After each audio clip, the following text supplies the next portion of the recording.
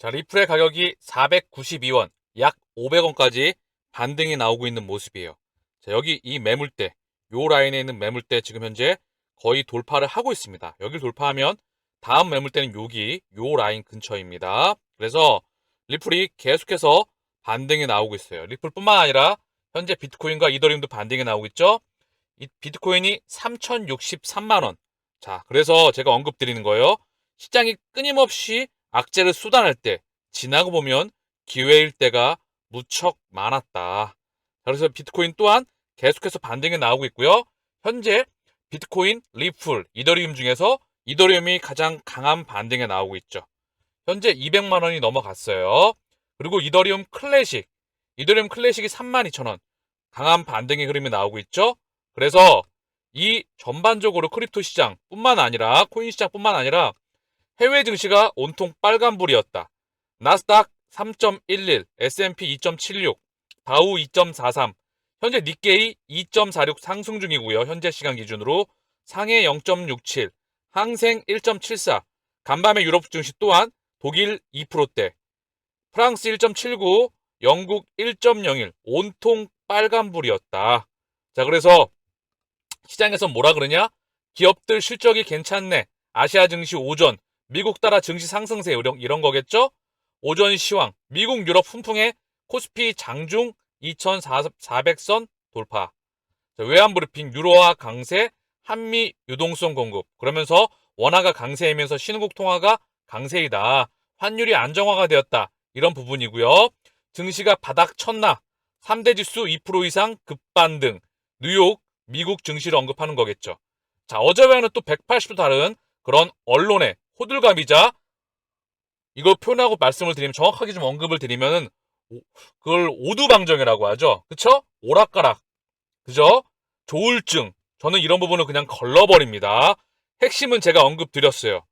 지금 나오고 있는 단 하나의 첫 번째 이유. 자, 달러의 가격이 106.5. 제가 끊임없이 언급드렸죠? 달러가 슈팅이 나오고 있다. 10년 내 아직도 엄청난 강세예요. 초강세인데 이 달러에 대한 차익 실현 물량이 일부 나왔다. 달러가 차익 실현 물량이 나오면서 아직도 그 물량은 많이 남아 있습니다. 달러 현재 사상 최고치를 찍고 살짝 내려왔기 때문에 이 내려왔던 부분이 달러가 약세가 되게 되면서 곧바로 원달러 환율 1308원 차익 실현 물량이 나왔죠. 원화가 강세이면서 신흥국 통화의 강세, 그러면서 코인 시장과 주식 시장에 동방되는 강세 흐름이 나오고 있는 겁니다. 그래서 달러의 가격이 현재 차익 실현 물량이 나왔다. 이게 전 세계 자산 시장에 반등이 나오고 있는 첫 번째 이유입니다. 자, 간단하게 시황 매크로를 정리를 하면은요. 남들과 대중과 미디어와 반대로 하시기를 바랍니다. 그랬을 때 이길 확률이 무척 높다. 그게 진리이다. 왜? 이 시장은 100배 이상 커지기 때문에. 그 부분을 제가 영상을 통해서 끊임없이 모니터링 해드리고 있습니다.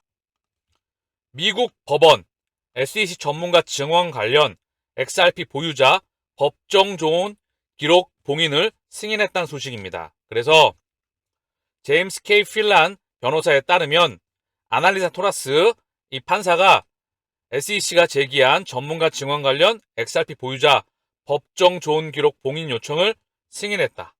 법정 조언자로 소송에 참여하는 XRP 보유자의 법정 조언 제출 기한은 19일까지로 제한되며 이에 대한 이의 제기는 오는 25일까지 가능하다. 봉인된 기록은 파기되지 않으며 추후 특정 상황에서 활용될 수 있다.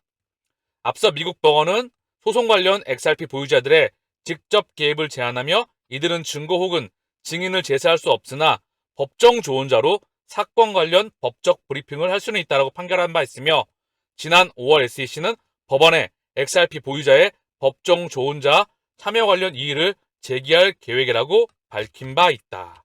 자, SEC와의 소송 관련 이 부분이 이제 조금은 계속해서 발전돼 나가야 될 것 같은데요. 자, 지켜볼 수 있도록 하자고요. 리플 아시아 지역 금융기관 관계자 89% 디지털 화폐 통한 사회 변화를 기대한다. 자, 리플이 설문조사를 통해서 중앙은행 발행 디지털 화폐 CBDC의 잠재력에 대한 전 세계 금융기관들의 의견이 긍정적으로 합치되고 있다는 결과를 발표했다. 그래서 리플은 전 세계 5개 대륙 내 1600명의 금융 전문가를 대상으로 설문을 통해서 응답자의 70% 이상이 향후 5년 이내에 CBDC가 사회 변화를 만들 거라는 답변을 도출했다. 이 기간 내보다 더 빨라질 수 있는 그런 국가들이 많이 있을 거라 생각을 합니다. 특히 아시아 태평양, 아태 지역의 경우 응답자의 89%, 약 90%가 디지털 화폐를 통한 사회적 변화를 기대한다고 대답한 것으로 알려졌다. 금융기관 관계자 85%는 향후 4년 내에 디지털 화폐가 출시될 것으로 기대했다. 이 시기보다 더 땡겨질 수도 있는 국가가 있을 것이고요. 그 기준점이 되리라 생각을 합니다. CBDC는 국가 경쟁력 향상, 지불 체계 효율성 증대, 혁신의 광범위한 발전 등이 있는 것으로 파악됐다. 5개 대륙 중 4곳에서 디지털 화폐가 금융 서비스 접근성, 접근을 개선할 요소로 보고 있다. 부탄의 경우 디지털 화폐가 오는 2023년까지 최대 85%의 금융 포용성을 늘려줄 것으로 예상한 것으로 전해졌다. 자, 부탄을 비롯한 금융 포용성, GDP 국가가 작고 은행 계좌가 없고요. 그래서 접근이 제한되는 이런 사람들을 위주로 해서, 이런 국가들을 위주로 해서 먼저 확장해 나가겠죠. 나이지리아, 그리고 바하마, 그리고 동부 카리브 연합, 부탄, 이런 중동과 아프리카, 남미 이런 지역들에서 먼저 자국 통화가 현재 많이 떨어진, 자국 통화가 많이 휴지조각이 됐죠. 지금 같은 상황에서 달러의 초강세, 그래서 이런 국가들을 기준점으로 해서 먼저 나가고요. 진짜 중요한 건 제가 계속 언급드립니다. 소매용 CBDC도 중요하지만 거액 결제용, 유럽, 미국, 중국, 일본 이들 나라에 전반적으로 CBDC, 거액 결제용 도매 CBDC가 금융기관 간 거래가 될 때, XRP가 브릿지로서 사용이 될 때 정말 다른 나라의 세상으로 가게 되리라 생각합니다. 제가 언급했던 부분들이 쭉 나오는 거예요. 금융 포용성, 사회 취약계층 접근성 확보, 바하마 중앙은행, 그래서 이 부분에 대해서 나오는 부분이고요. 금융 접근성, 이 시기는 반드시 올 수밖에 없다. 자, 중국은 CBDC 테스트를 23개 파일럿 사이트로 확장한다는 그런 소식이에요. CBDC가 소비 촉진, 국내 수요 촉진, 경제 성장 안정에 긍정적인 역할을 했다고 말했습니다. 자, 이 부분은 계속해서 확장해 나갑니다. 다음번 통화 시스템, 한계까지 다루는 다음번 금리 인하의 사이클에서 현존하는 통화 시스템의 막바지에 다다를 거라 생각을 합니다. 우리가 보고 있던 다른 나라의 모습을, 우리가 문명의 이동을 확인하리라 생각합니다. 더불어 한국은행, 대한민국에서도 한국은행 CBDC 총괄 기대한다. 이종렬 금융결제국장이 하는 부총재로 임명되었다는 그런 소식입니다. 자, 그래서 그는 금융결제국에서 팀장, 부장, 부국장을 차례로 거쳤으며 IT 발전 및 지급결제 환경 변화에 대응해 중앙은행 디지털화폐, CBDC 도입 기반 마련, 빅테크, 핀테크 대응 등 지급 관련 주요 현안 업무를 성공적으로 수행했다. 한은은 한국은행은 뛰어난 업무 추진력을 바탕으로 향후 가장 큰 현안 중 하나인 CBDC 도입을 총괄하는 등 한은의 역할을 제고하는 데 기여할 것으로 기대된다고 밝혔다. 자, 한국은행에서도 현재 도입이 이제 인프라가 계속 확장하고 있고요. 도입 시기가 곧 다가오고 있다는, 제도권의 수용만 남아있다는, 다가오고 있다는 그런 소식입니다. 이 시대는 올 수밖에 없다는 것을 여러분들 인지하고 계시죠? 자, 은행권 드디어 기회가 왔다. 가상화폐업 진출 허용에 들썩. 금융당국, 금융회사 가상자산업 허용을 검토한다. 막혔던 기회 열려. 직접 진출 가능해질 것. 국민은행, 농협, 신한, 우리. 자, 그래서 수탁 서비스를 비롯해서 가상자산 시장, 이 부분에 대해서 금융권에서 제도권으로 어느 정도 들어온다는 그런 소식이죠. 자, 아직도 제도권에 대한 수용이 좀 더 필요하겠지만 이제 이 시장은 계속해서 올 수밖에 없다. 은행권 관계자는 장기적으로 CBDC가 은행이 꼭 다뤄와야 할 이슈가 될 것이고, 가상화폐도 자산 형태의 하나로 인정받을 수 있어 은행업계 입장에서는 사전에 준비해야 할 필요성이 크다. 그동안은 규제로 인해 진출은 시도조차 하지 못했지만 앞으로는 대비가 가능해질 것이라고 말했다. 이 세상을 준비하시기를 바랍니다. 자, 제드맥 케어랩의 물량 끝났죠? 이 부분이 언론에서 계속 나오고 있습니다. 리플 매도 끝났다. 17달러 아치 남기고 계정 삭제. 2014년 90억개 할당받아 48개 남기고 거의 전량 매도. 고래 사라지며 XRP 상승 전망한다. 자, 리플과 XRP에 대한 진짜 펀더멘탈은 어제 영상 속에서 그리고 그제 영상 속에서 자세히 언급을 드렸습니다. 우리가 긴 큰 그림에서 동행해야 될 정말 파괴력이 큰 다음번 CBDC의 문명의 중심, 다음번 블록체인, 다음번 디지털 물질, 다음번 물질의 중심이 바로 리플과 XRP라는 것을 분명히 인지하시기를 바라겠습니다. 미 암호화폐 반대파 의원, 리플은 증권, SEC XRP 거래소로 조사해야.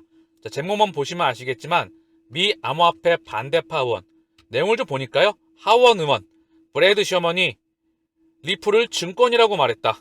그래서 규제기관인 SEC가 XRP에 대한 거래를 중개하는 암호화폐 거래소에 대한 조사를 진행해야 한다고 촉구했다. 자, 이런 부분에 대한 기사가 그리고 언급이 되고 있어요. 자, 저는 이런 부분을 만들면서 투자자들의 심리를 더 흔드는 게 아닌가 그런 생각이 들고요. 이런 이야기가 나올 때 저는 반대로 받아들입니다. 셔먼 의원은 SEC가 과거 XRP가 증권이며 관련 소송을 결정했음에도 불구하고 수만 건의 거래가 발생하는 거래소에 대한 조사는 진행하지 않았다. 불법이라는 것을 알고 있다면 거래소 또한 불법적으로 운영되고 있다는 뜻이다. 여기에 집중해야 된다. SEC는 암호화폐 거래소 관련 더 많은 법정 조치를 취해야 한다.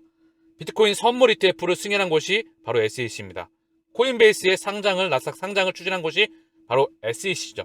더불어 비트코인 현물 ETF 이런 부분 CFTC와의 규제에 관한 명확성 그리고 CFTC에서 진행하고 있는 디지털 가상 거래소에 대한 그런 시스템 이런 부분들과 현재 상원위원회에서 진행하고 있는 디지털 자산 거래소에 대한 스테이블 코인과 이런 부분들에 대한 시스템 자, 이 부분들이 조금 더 윤곽이 드러나야 합니다. 그래서 그 전까지 SEC가 암호화폐로 인한 새로운 도전에 직면해 있다라고 하면서 계속해서 미디어를 통해서 흔드는 작업이 진행될 거라 생각을 합니다. 그렇기 때문에 브래드 갈링웨스가 언급을 했었죠. SEC와의 소송, 싸움은 리플과 전체 암호화폐 산업을 위한 그런 부분이다. 전반적인 암호화폐 산업에 대한 규제와 틀이 나와야 된다 생각을 합니다. 자, 매크로 시황 잠깐 보고 갈까요? 비트코인 2.3만 달러 선 돌파, 투심 갈수록 개선된다. BTC 박스권 상향 돌파, 이번 매수대는 다르다. 자, 저는 이런 부분을 그냥 호들갑이라고 생각을 해요. 떨어지면 기계적으로 매입하면 됩니다. 이 시장은 100배 이상 성장한다라는 부분을 제가 이미 100번 가까이 언급을 드렸죠. 이런 부분은 참고만 하면 돼요. 그동안 본래 가치보다 아래쪽으로 언더슈팅이 나왔다. 괴리가 커졌죠. 싸게 매입하기에 정말 좋은 시기이다. 지금도 언론과 미디어와 반대로 해야 된다. 미국 기업 호실적의 증시 반등. 비트코인 23,000 달러 돌파하였다. 자, 경기 침체에 대한 우려가 나오고 있었는데 기업 호실적 얘기가 또 나오고 있죠. 증시와 미디어는 늘 이슈를 갖다 붙이면서 호들갑을 떤다. 암호화폐 관련 기업들 주가 폭등, 실버게이트, 코인베이스 채굴업체. 그러면서 코인도 같이 상승해 나왔다. 중요한 건 첫 번째 가장 큰 매크로는 달러 가격의 차익 실현 물량이다. 달러의 가격이 조금 꺾였다. 그래서 반등이 나오는 거다. 페이스북, 뉴스 대신 메타버스, 크리에이터 경제의 회사 자원 집중크로. 자, 이제 메타라고 사명을 변경했잖아요. 그룹의 회사의 모든 역량을 메타에 쏟아붓고 있습니다. 연결고리로서 큰 그림을 의미한다. 암호화폐 업계 최악 상황 끝나. 규제 당국, 투자자 보호 실패했다. 자, 디지털 갤럭시의 마이클 로버그로츠가 이제 최악의 상황은 끝난 것 같다. 라고 지금 언급을 하고 있어요. 최악 상황은 지나갔으며 비트코인은 포퓰리즘에 반대하는 자산으로서 가치가 증가할 것이라고 마이클 로버그로츠가 주장했다. 최근 유동성 위기와 혼란에 대해 그는 시스템 내부의 레버리지 규모에 대해 자신이 잘못 생각했었다는 것을 인정했다. 그래서 위험 관리에 대해 정말로 거의 개념이 없었다는 것이었다. 레버리지 이 부분이 지금 축소가 되고 있고요. 다시 시장이 정상화되는 그런 시기에 있다. 이 부분이 하는 부분도 이분이 하는 말도 참고만 한다. 이제 모든 사실 그래요. 금융 시스템이 금리를 내렸을 때는 자, 돈이 많이 풀려나가죠. 신용 창조, 대출에 의해서 많이 풀려나갑니다. 그리고 빚까지 막 끌어당기죠. 금리가 올라가면 이 반대의 상황이 나와요. 대출과 신용과 미수, 레버리지 이 부분들 기관과 개인 다 합쳐가지고 이 부분이 정리가 되는 겁니다. 신용 축소 단계에서 많은 파산업체가 나오게 되죠. 개인과 기관 포함하고서 회사까지. 그리고 다시 정리가 되고 나면 시장을 다시 돌려나가는 거예요. 그 시스템 상황에 있고요. 미국 금리의 상단이 멀지 않았다. 그렇기 때문에 다음번 금리 인하의 사이클도 곧 가까워져 간다. 미국 경제의 펀더멘탈이 그리 좋지 못하다. 그렇기 때문에 스태그플레이션, 경제 성장률은 떨어지는데 한 국가의 연봉은 떨어지는데 GDP 성장률은 경제 성장률은 떨어지는데 물가가 올라간다. 국가의 입장에서는 죽을 맛이죠. 더불어 국가 부채 또한 가보지 못한 길에 가 있어서 역사상 사상 최대 부채에 있습니다. 그러면 곧 이제 금리 인상 사이클의 종식이 다가오리라 생각을 합니다. 우리는 그 시기를 큰 그림에서 또한 기다려야 되겠죠.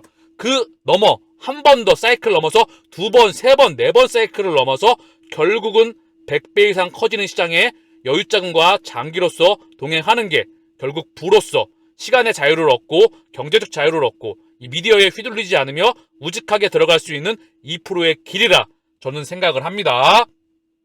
두바이 세계 10대 메타버스 경제 계획을 발표하였다. 두바이 왕실 메타버스 전략 계획을 통해 두바이를 세계 10대 메타버스 경제 중심지로 만들겠다고 밝혔다. 거듭 언급드리지만 4차 산업의 문명의 중심은 메타, 블록체인, 인공지능이다. 그 중심에 바로 리플과 XRP가 있다는 부분을 다시 한번 인지하시기를 바랍니다.